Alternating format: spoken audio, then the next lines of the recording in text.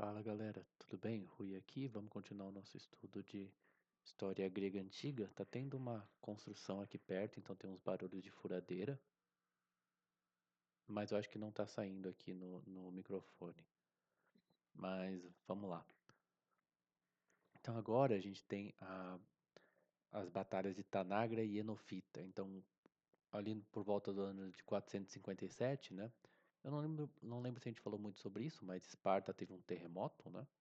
Destruiu um monte de teve um estrago muito grande em Esparta e os escravos, né, eles aproveitaram para se rebelar contra os espartanos e eles foram vencidos, mas eles ficaram nesse monte que é o Monte Itome, né, eles ficaram lá resistindo, né, e demorou um maior tempo, mas então Esparta não podia atacar Atenas porque eles estavam tendo que lutar contra essa revolta, né, então em 457 a resistência estava diminuindo e Esparta já tinha ah, mais espaço para atacar Atenas, né? Mas eles precisavam encontrar um aliado ao norte do Istmo, né? Vocês lembram que Atenas está ao norte do Istmo e Esparta ao sul do Istmo de Corinto, né? E a Beócia era o mais provável.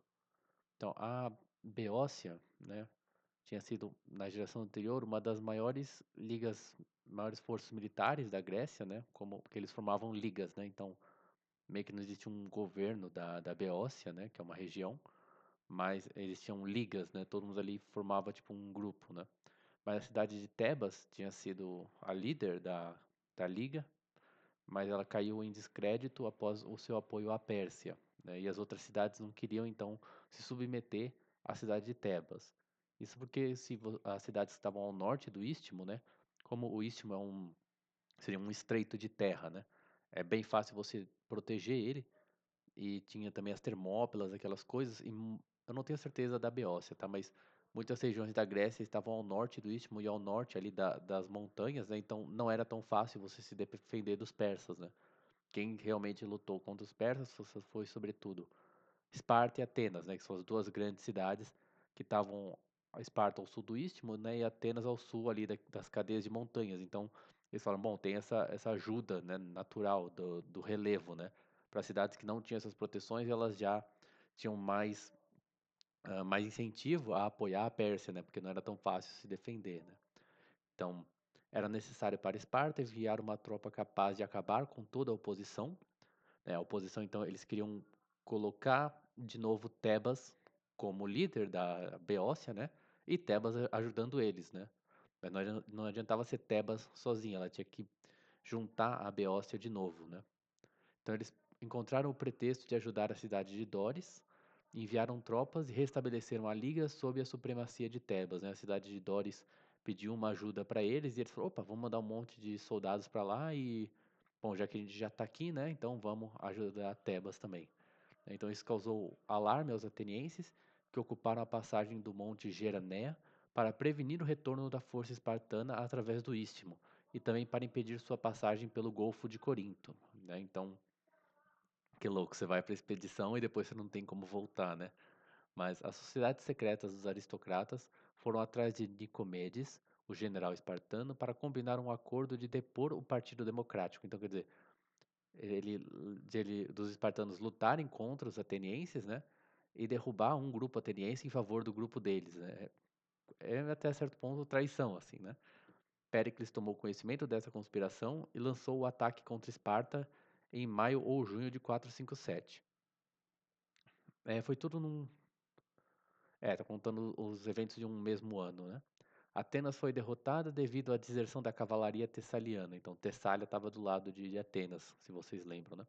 Mas a vitória não foi tão grande para que Esparta decidisse atacar Atenas, tendo apenas atravessado o Istmo. Então, já temos aqui um conflito entre Esparta e Atenas acontecendo, né?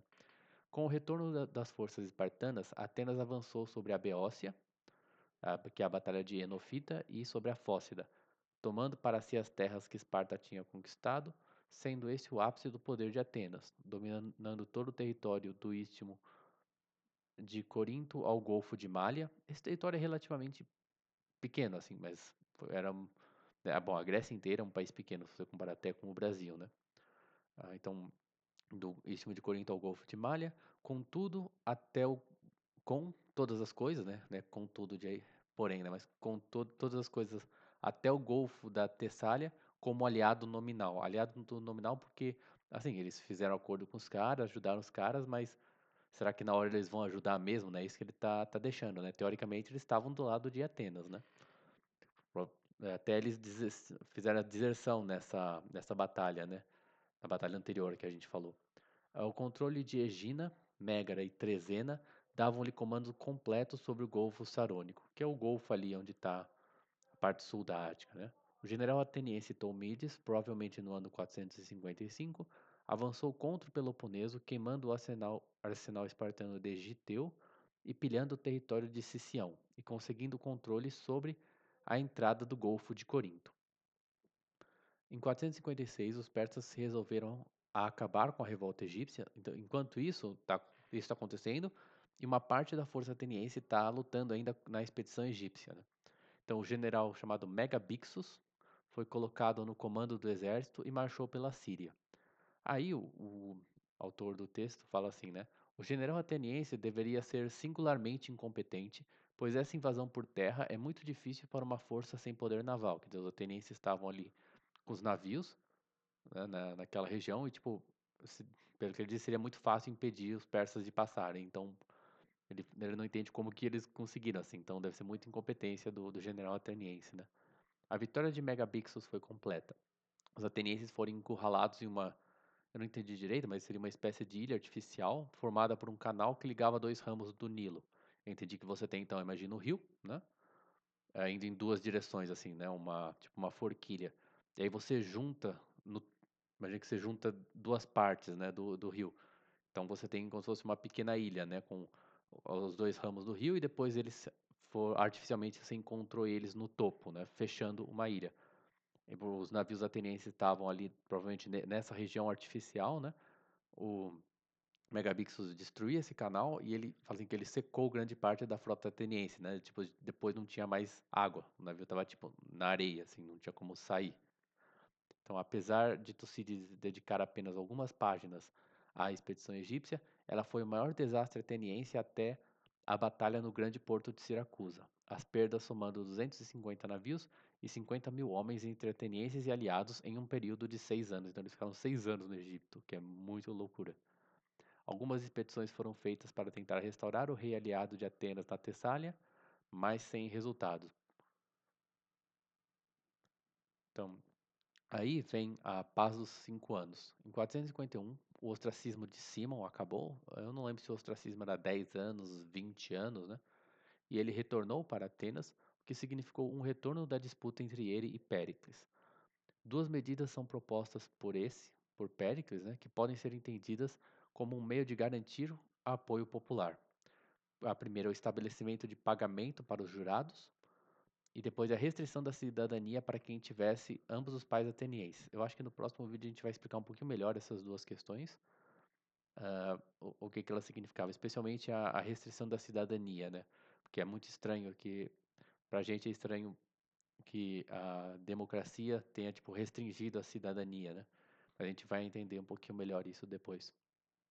Então, Péricles venceu na política interna, que é sobretudo essas duas decisões que ele tomou, mas Simon venceu na política externa. A política de guerra contra Esparta e a aproximação com a Pérsia, originada pelo Partido Democrático, foi revertida em favor de uma aliança com Esparta e hostilidade com os persas.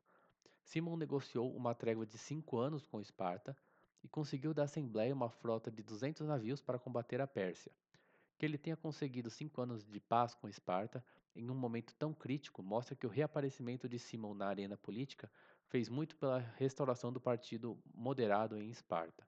Então eu entendi que quer dizer,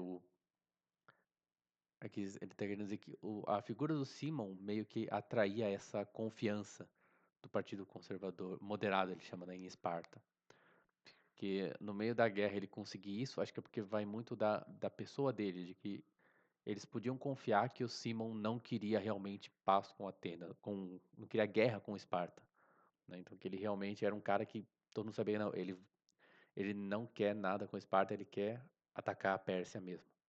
Então essa expedição contra a Pérsia foi bem sucedida E Atenas mostrou que, apesar da derrota no Egito, ainda podia sair-se vitoriosa contra os persas no mar, porque ela perdeu dos persas também, né, nessa campanha egípcia. E a autoridade ateniense sobre a costa grega da Ásia Menor continuaria imperturbada durante mais uma geração.